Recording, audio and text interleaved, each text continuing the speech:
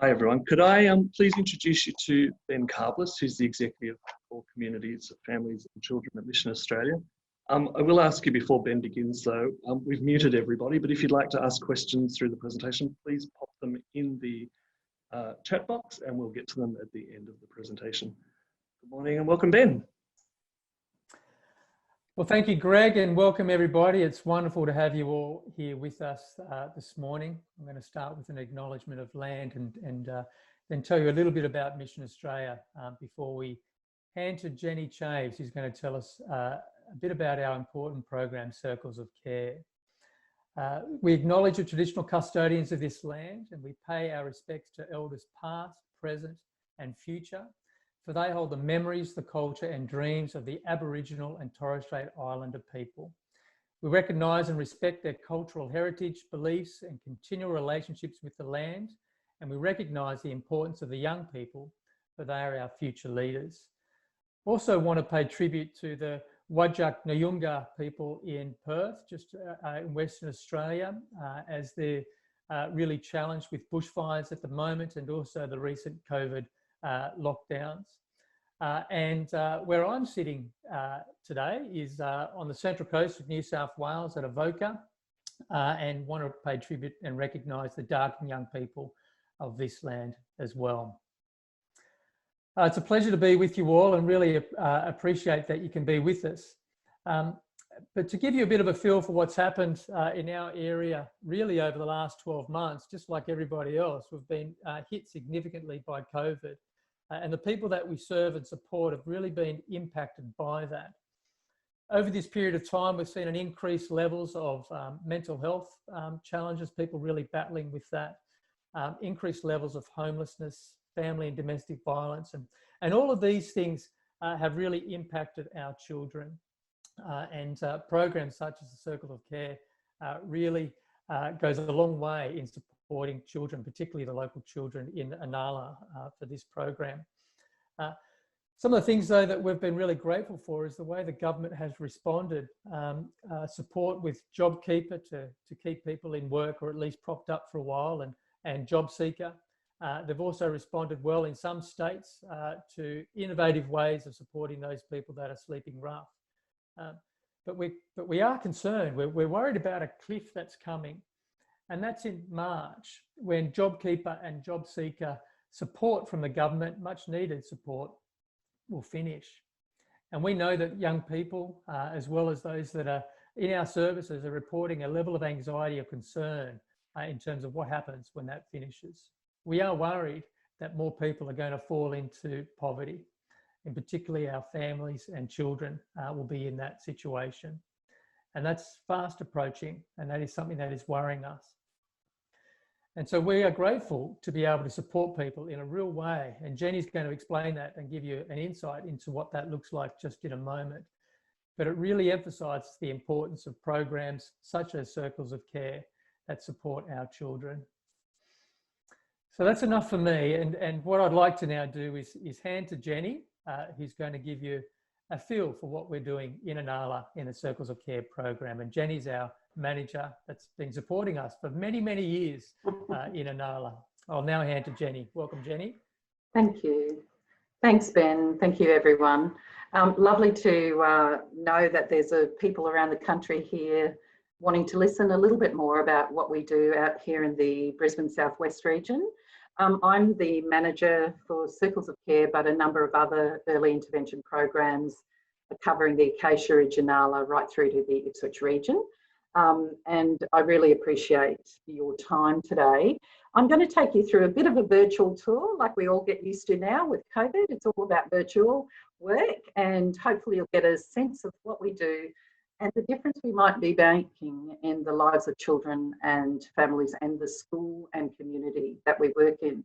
But before I do, as per Ben's comments around acknowledgement, I also would like to acknowledge the traditional custodians of the land and pay my respects to our elders past, present, and our future leaders as well, who are emerging as the elders of the future. I'm sitting here in Brisbane Southwest region and in the Inala area, and that's the area of the Yuggera people. So I'd like to start with that. But just to go on, Dan will be sharing our screen and giving you a little bit of sense. So Dan, if we go to the second slide after the acknowledgement, that's great, the next slide. And so guys, this will be a tag team with myself and Dan, who's helping me with the presentation.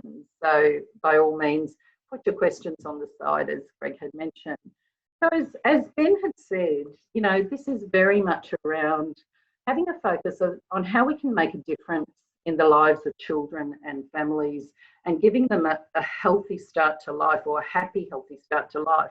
But to do that, the focus of Circles of Care is very much around a more preventative approach, an early intervention approach. And I guess our belief is that when we intervene at an earlier point in the continuum, we can certainly encourage children and young people to feel valued, loved and supported, and perhaps stay more on track during their younger years. And as part of that process, we are looking at transitional and a continuum just prior to school, going into working with schools and the families and communities associated with them, and really looking at prevention of children and their families disengaging from those kinds of support. And I guess we really believe that with the right support, every child and every young Australian can reach their full potential. So for us, prevention is the key. Thanks, Dan. So where do we live? This is the site in Inala. I'm surprised there's only 3 cars there, guys, because normally you can't get a car park. So this is a good time that we've obviously taken a photo. And this is our building. This is what I manage. This has a number of other programs of early intervention, mainly some state office staff hanging here as well. We're sitting right in Inala here.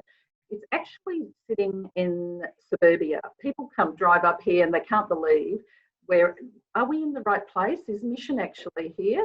And it's actually fantastic that we live with our neighbours, we live with the community in this space. So this is purely our office space and administration, but we have a number of activities and playgroups and programs and meetings that happen here as well. So as I said, this is Brisbane Southwest. The nature of our community that we're sitting in is in fact one of the more highly disadvantaged, identified as vulnerable at-risk communities in southwest Brisbane. And just where we are is actually in a housing estate, and we have homeowners, renters, but also either end of this estate, we have social housing. So we actually have a connection and a bit of a partnership with Brisbane Housing Company, who built these facilities, and a number of the social housing tenants will also use our space. And Brisbane Housing Company pre-COVID, and now we're working out how we do this, will also meet their tenants here. So just to give you a bit of a sense of what goes on. Thanks, Dan. And Circles of Care covers the areas from Carroll Park, Inala and Acacia Ridge. And what we do is we embed ourselves in those schools that are based there. So we actually work across 3 schools. The 3 schools are Carroll Park State School, Richlands East State School, which is based in Inala, right actually behind our building, believe it or not, and Watson Road State School. Across those 3 schools, we have a cohort of around 1,000 children. So if you're asking me, well, what's your number of clients or service that you would be providing? Well, we're looking at about 1,000 children and the associated families, and then the communities around that and the service system. Thanks, Dan. So why do we need Circles? Well, you know, it's a tough ask for schools, no matter what they're doing. We've worked with schools for many years here, and I guess it's about the reality that while there are complex needs for students, and there are services or tertiary services that can meet some of those needs, we find often that there is a gap that exists for vulnerable families, particularly in the more preventative early intervention end of the spectrum, and also getting into the secondary service provision, where you're needing some support, some navigation, mentoring, someone to walk beside you, but you're actually not necessarily at the complexity or the at risk of going into the child protection system. However, that does not negate the reality that the families and the community that we work with experience lots of complex issues and fairly serious ones, which I'll talk about a few stories later on in this presentation. So we deal with issues, and the schools have identified antisocial behaviour, levels of truancy, issues around language. We have a very diverse community here, one of the higher populations of culturally and linguistically diverse communities. We have, and we have a number of refugee families, particularly in the Acacia Ridge. Like one of our schools, almost 80 to 90% of our children are non-English speaking. So it's beautiful when you walk into that school and you do work there. But that is quite common across all our three schools. There is some low literacy skills, and the poor living conditions are really the reality that our families do live in poverty. And with COVID hitting last year, there was certainly an exacerbation of some of the emotional issues that families go through, as well as some of the material needs and emergency needs that they have. Dan. So for us, improving social and emotional states of students within schools is really what we believe improves outcomes.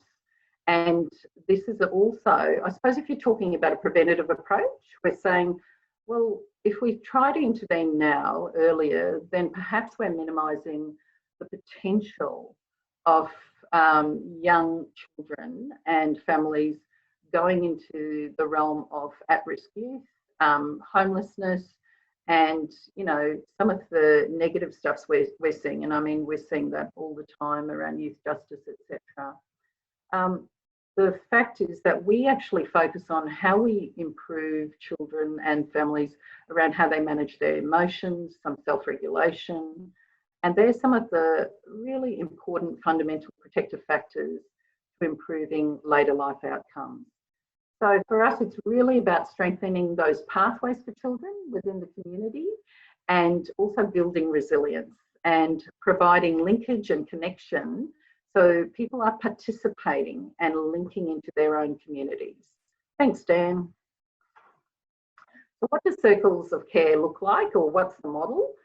It's actually a three-tiered model, or three circles, if you want to be simple about it. The first tier is very much around the direct case coordination, which involves referrals from the school directly to our circles of care worker. It involves stakeholder meetings around the child, so creating a circle around that child within the school environment, bringing the family into that as well. This also involves groups like their student services meetings and support staff in the school, and early family intervention services as well. The tier two is, and look, with the direct case coordination and case management, we tend to be not on huge numbers. We have one worker across this. Circles of Care has one staff member. This is about the limitations of resourcing, which is why we're talking to you, which is great. So, but we do take on a number of families per, say, 6-month period. We have reporting periods that we undertake, and we look at trying to do around 14 to 15. Sometimes it's less than that, of individuals directly working with us, but then we go into the larger numbers where we have programs, and we refer those young people into those programs as well. So that's tier two. So we have facilitated, evidence-informed and evidence-based programs that we run in the schools, and that we also work in partnership with other organisations and stakeholders, and we involve others in project participation. So in some schools, we've developed almost a collective action approach, and then a collective impact approach, where we've brought stakeholders who service that community around the school, within the school. So they've actually been now a conduit to have discussions with the school, opportunities to bring in other resources, etc. And it's actually working really well. So this is apart from the general internal education student service type meetings. Our circles of care actually facilitate the other stakeholder meetings around each school. And tier 3 are referrals out. So this is the briefer intervention, which might be just within that week, someone's referred to us, but it's not the right fit, or it's actually at a level that really requires intervention from child safety or domestic violence services. We can do those referrals out. And also for material aid or emergency relief, which is quite common sometimes for us. So the worker will then do referrals, brief intervention, brief assessment, walking beside the person as a navigator and a connector, and referring them out to support within the community. Thanks, Dan.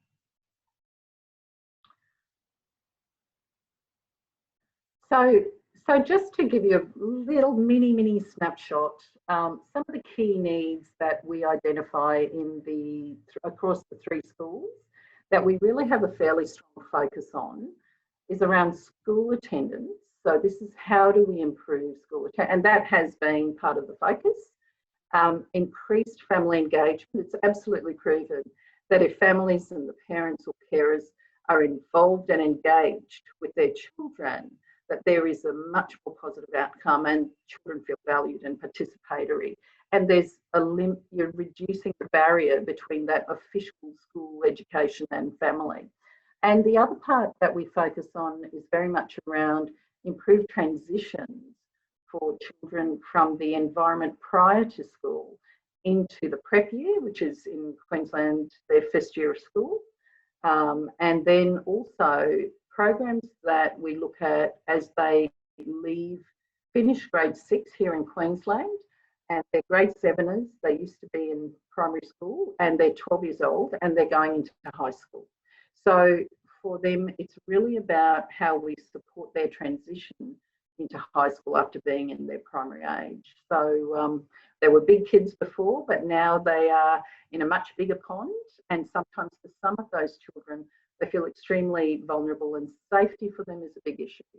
So there's some of the 3 key areas we focus on. Just to give you about percentages, a few little teeny weeny stats. In our program across our region, over 54%, I would expect it to be more actually, of our children, our students in the school, from culturally and linguistically diverse backgrounds. Of that, 18% of our students across our 3 schools are from Aboriginal and Torres Strait Islander background and identify as such. In the last reporting period, which is essentially the last 3 months, but also if we extend it out to the 6 months, and this includes during our COVID time last year, in the 3 tiers, we dealt with 14 intensive clients, and that was around case coordination and early intervention. We also dealt then, we still were able to run a number of our programs online, and I'll talk about that shortly. And as I said, we cover about 1,000 children over that period of time. And in tier 3, which is the brief interventions, we supported 47 families to access additional support and help. Thanks, Dan. So here's a little snapshot of some of our programs that we run, and I'm not going to go into huge detail with everything, but it's just to give you an idea, and then we're going to hear from some children and workers from schools. So we run things like girls groups, which can be for younger age group and older age group girls. Again, resilience, goal setting, healthy relationships, decision making. Chillax Boys programs is an evidence-informed program that focuses on anger management, ADHD, around self-regulation, keeping focus, resolution around conflict, and how do I succeed? We work with a whole bunch of other organisations where we take children can benefit from. So we work with Edmund Rice camps. We also have set up a therapeutic intervention, and for those who know the system, certainly here we have huge waiting lists to get into see psychologists and other support services such as speech therapy, etc., particularly if you're in the public system. So what we've done is set up a mobile therapeutic intervention service, and that can support the 3 schools, but that families can actually have visits to their home, and that includes speech, psych, physio, OT, assessments and intervention sessions. We also have worked with screening programs, and that was including vision screening and hear and say screening. So we worked with Esla Vision a couple of years ago, and now we're working with Hear and Say here in Queensland, in Brisbane, and that enables students to access hearing tests and in those schools. Now, I know people will say, but surely this is already covered in schools. Well, it's not, and it's not fully. And yes, child health services come in, they focus on particular age groups as well, but they don't necessarily do all the schools, and not all schools have full access.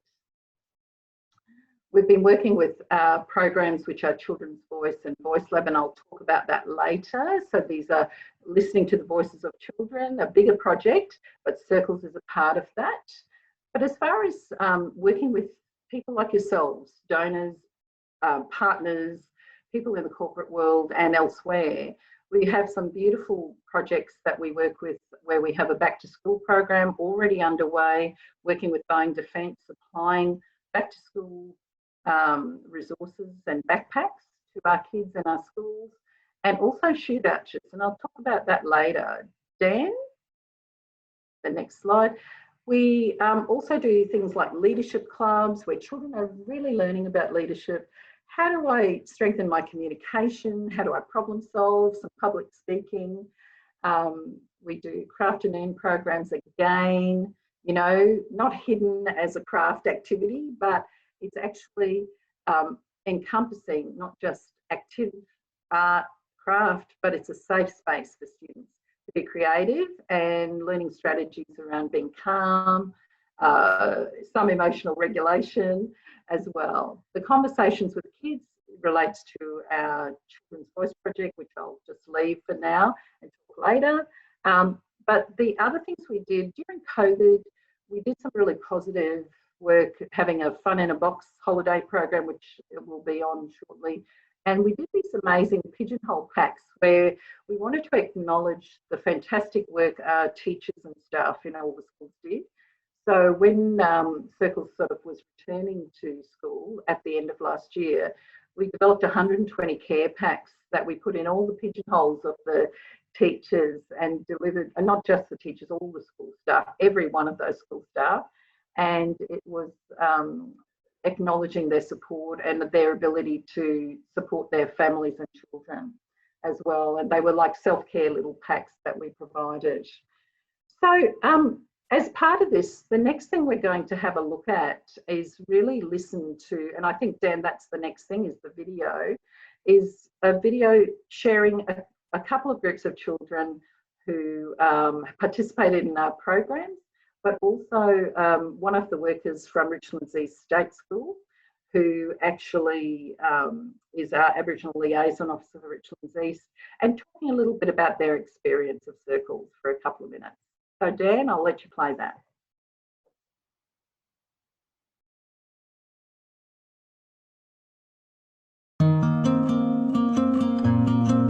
Some of the biggest needs I think that we need here at Richlands East would possibly be parent engagement.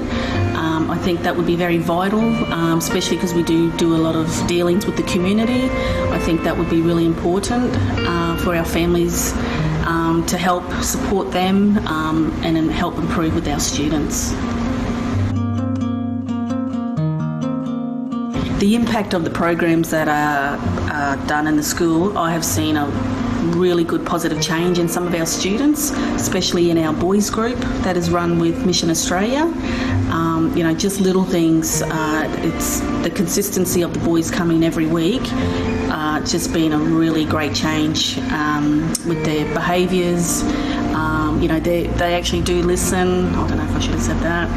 And yeah, they are learning, and it is good to see the small changes, but hopefully it'll lead on to, you know, more changes as they get older. So yeah, it's been really good. We work better when we're working together with community organisations and services. Without them, I think the schools would really struggle. We need them. That to be respectful, responsible and resilient. Yeah. And show respect to adult and teachers and cares. Controlling your film makes people how you can get different or change your behaviour and life. My goal is for the future to be respectful and help others and to care about others. My favourite thing about girls group is that we have rules, and if we didn't have them, we would not be like in a safe place. My favourite part about girls group is that it's only girls, because we can discuss things that are going on in our life. I think girls group is important because it helps us to understand what's going on in our life and what's going to happen when we get older. And I think like programs and girls group is important to make us like good people. I've learned so far at girls group that friendships aren't mainly all about understanding what the person is, it's about trusting and believing in them. Because of girls group, I think it's going to help us through high school to get ready and understand friendships. When I grow up, I want to have friendship qualities, trust, and be a good person and help others.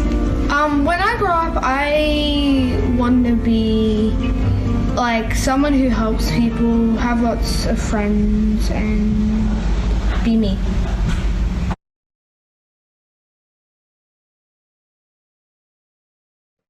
Thanks, Dan. I'll continue on. It's really amazing when we speak to our children, and we've done a major children participation and their voice project as well, and you'll see a bit of that shortly. That, you know, I find it incredible, the insight that kids have, but it really is a bit of an indicator of the impact our programs have been having. So we might come back to my face, I think, Dan, sorry, which is a bit, just have to put up with me for a couple of seconds, guys. And I'll tell you a couple of stories. So yes, so what are the things we've achieved? Well, that shows a little bit of it, and I can spruik all I want. But some of the sort of stories that I can tell you are things about the child whose abusive father walked out on him. His mother was left to care for 5 small children, including a new baby. He at 8 years old was helping and taking on a parental role, waking up at night, helping feed Bub and packing his little brothers and sisters' lunches. But what was happening at school was this child was becoming anxious, starting to demonstrate anger, not coping as well in the classroom as previously. And so he was referred to circles of care. And what happened was that our worker, after having some connection with him, engaged him in one of the programs, which was a Craft and Learn program, where the reality was that he was provided a safe space to just be a child, and also to engage in activities safely that were creative, but also learning around what does it mean to have big emotions like anger and frustration, and why is this happening to me? So learning a bit more about emotional regulation. And after a few weeks, this child was able to laugh again, laugh more, crack a few jokes and be creative, and actually was starting to make the whole group laugh as well, which was a big thing according to our work. And I know that that was really important to all of them. And during this whole process, so this child was starting to come out of his shell and have a safe space. And I think that's what Circles had done within the school environment, Within the home environment, we were able to, particularly with the fact that the family was doing it really tough financially, we had some partnerships during COVID with Meals on Wheels, where we were able to provide frozen food or meals to families, and they were benefiting from that on a regular basis. And then we also had a partnership with our Rotary Club in Jubilee, where we were able to be given Christmas gifts. And that's been just fantastic, because at the end of last year, a number of our families did it really tough, and we were able to distribute those to them. The next story is very much around the fact that children with behaviour and violence can really rise up in the ranks in a school, as most of us know. And this child had a number of behavioural incidents in the playground. We were contacted because of the violence in the school. He was also being fairly disruptive and violent in after-school care. And he ended up being basically kicked out of the after-school care program, of course, and they referred to us. So he joined our Chillax Boys group, which meets after school on a Tuesday normally. And it really focused on empowering students to self-regulate around those emotions, like big emotions like anger, frustration, and feeling hurt. And in the first term, he started really comprehending the concepts of why what's going on for him, and was able to do a lot of quick recall. And because there's a lot of repetitive learning, and the boys themselves, because I've been to their graduation, actually talk to you and tell you what they've learned and give you demonstrations as well. So while it wasn't immediate change, because this stuff isn't immediate, it takes a little bit of time. It can be transactional, and then hopefully it becomes transformational. But at one point in the group, this young fella and another student got angry with each other, and he ran out of the classroom. But what he was found was near the water bubblers. And he was very proud, he said. So he's gone out of the room, very proud, because he said, normally I would have punched that guy, and because that is the reality. But I decided to pick one of our strategies, and his strategy was have a drink of water. So they had come up with their own strategies of what they would do if they started getting angry or wanting to hit someone.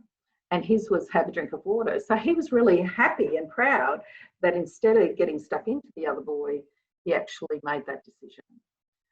His mum said to us and gave us feedback that this has been the best thing for him. It's the first time he's actually been able to manage emotions and his anger.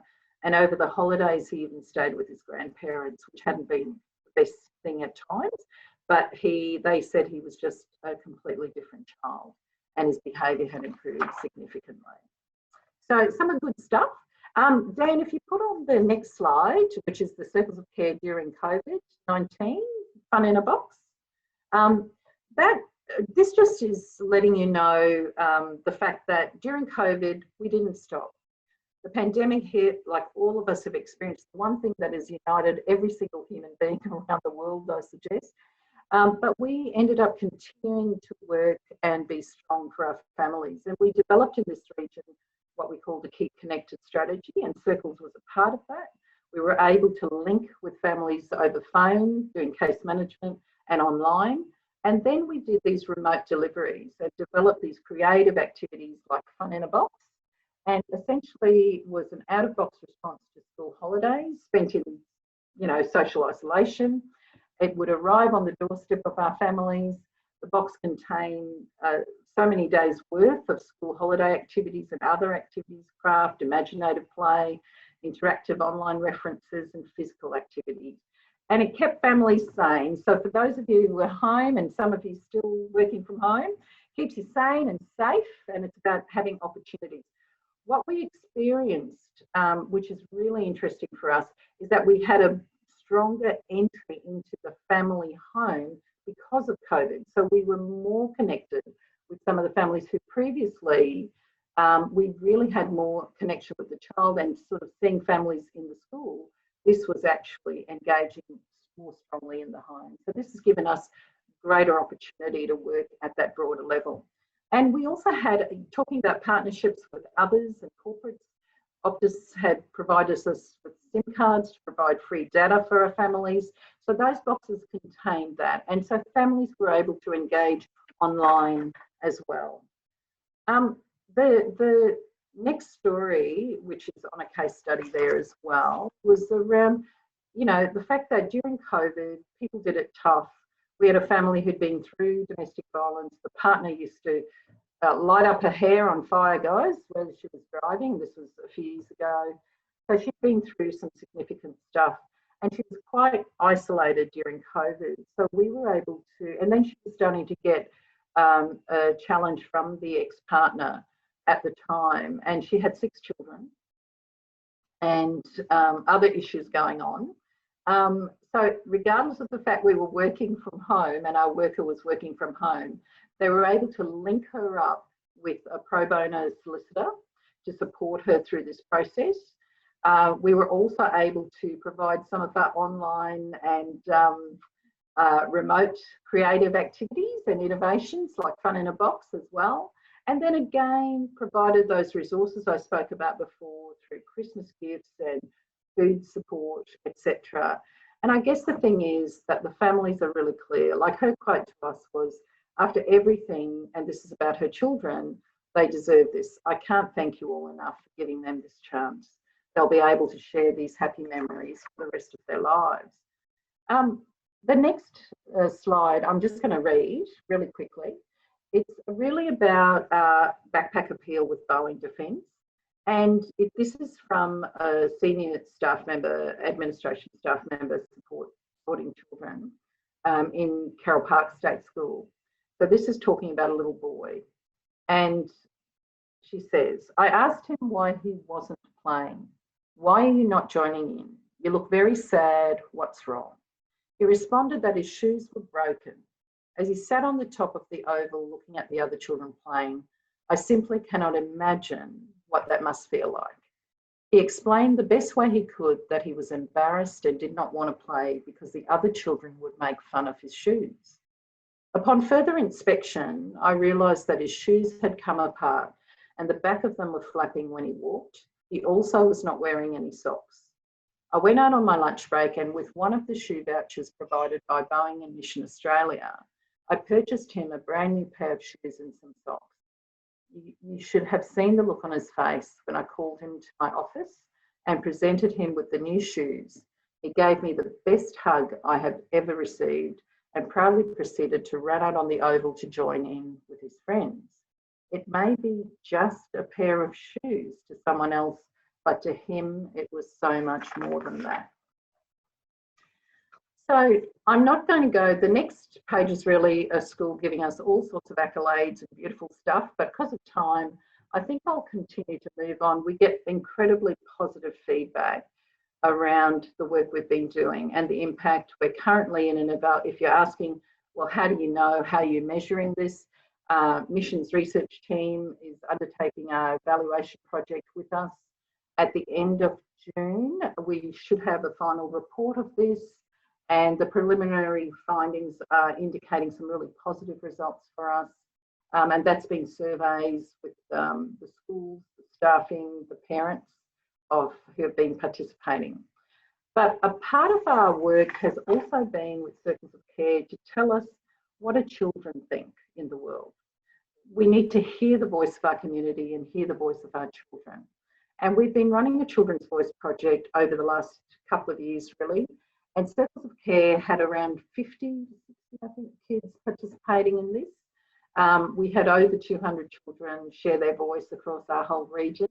But for Circles, we did it as an opportunity where children could share their voice in a safe, this is the beautiful dome, I'm sure you'd all like to crawl into this soft-ball, beautiful space, where when you say your favourite colour, and mine might be orange, it turns orange, it turns pink if that's what it is, it turns purple if that's what it is. And then we set up questions that really aligned with Mission Australia's Stronger Communities framework, which is what embraces all our work around how we can be better, resilient, connected, inclusive, thriving and healthy communities. So what we've done is use this as an opportunity for children to share their voice around the experience they've had and their view of the world from a Circles of Care perspective. This will talk about Miss Talitha as well, because that's our worker, or has been our worker. She's actually moved to another location, but we're recruiting right now, and she'll come back to support us. It's very positive. But I thought I'd end our session with for you to listen to the voices of our children about Circles of Care. Thanks, everyone. Thanks, Dan.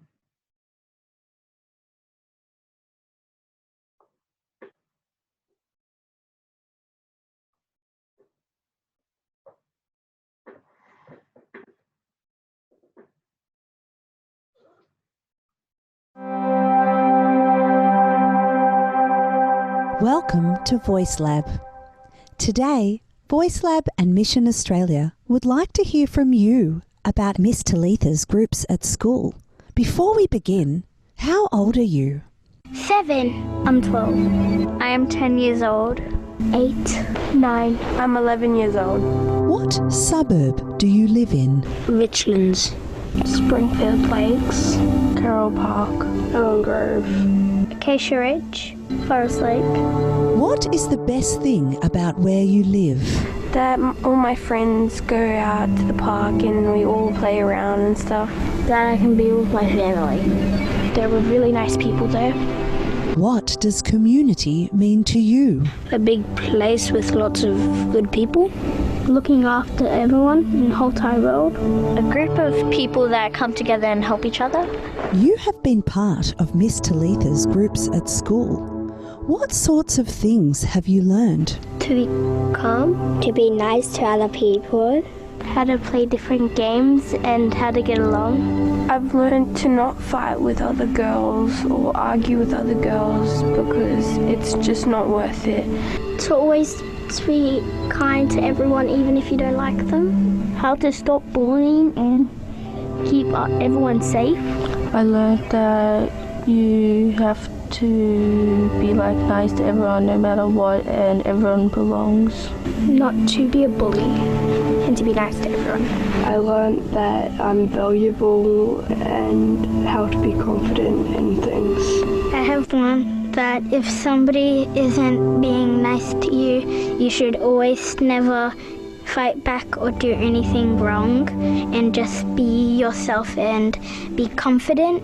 That I'm valuable, I was wonderfully made, and that we all have meaning.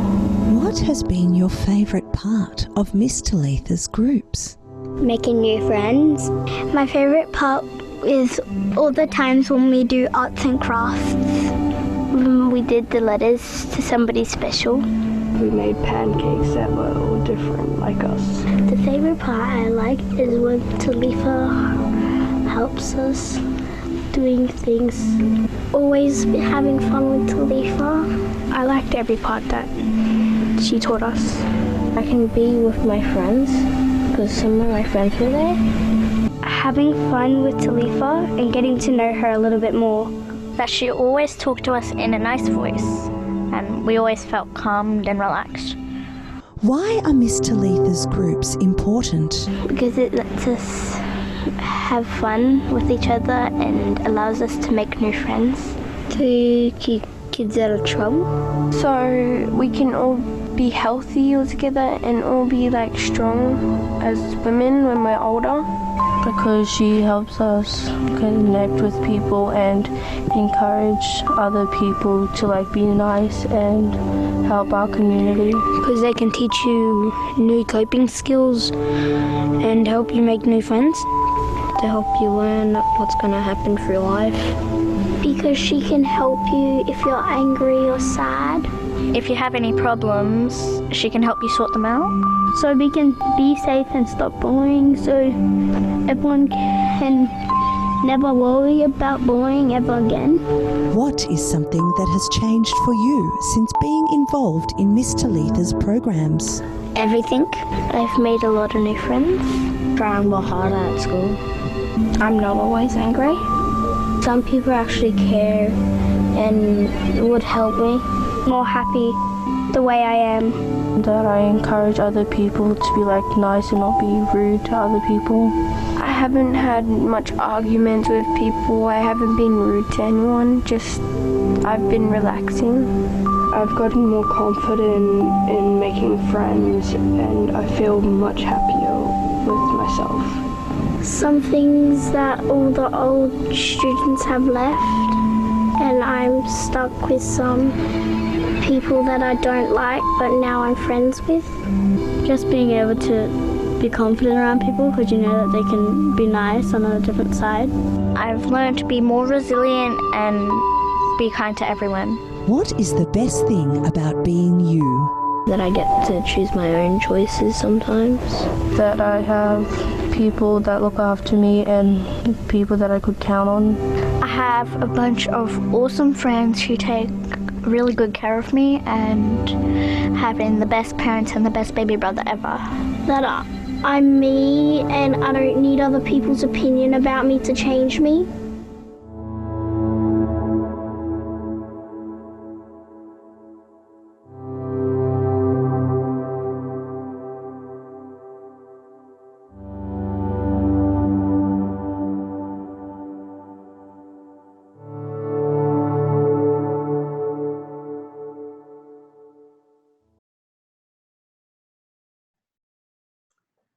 Well, that's essentially our tour in a very brief snapshot of Circles of Care, everyone. Hopefully, hopefully you've gained some insight into the work we've been doing out here. We certainly appreciate your time, and I'm not sure if there are any questions, Ben and Greg, but absolutely no problem if people want to follow through, I'm sure, with our national office and connect to myself as well. Thanks, everybody. Well, thank you so much, Jenny. That was a wonderful presentation, incredible insights, and I think we all benefited from that. I mean, a couple that really strike me and continue to strike me when I listen and hear from our children is, I learnt how to laugh and care for others, and another one is, I am valuable. It's wonderful to hear and see the richness of the support, Jenny, that you and the team are providing in Inala. I'd like to thank you all again for coming, and hopefully this gave you got you a little bit closer to one of our programs, Circles of Care, which is such an important program, and now as important as ever as we're bouncing out of COVID, or will continue to experience the impacts of COVID for many years to come. I understand that there aren't any actual specific questions, but that doesn't mean that the conversation ends here.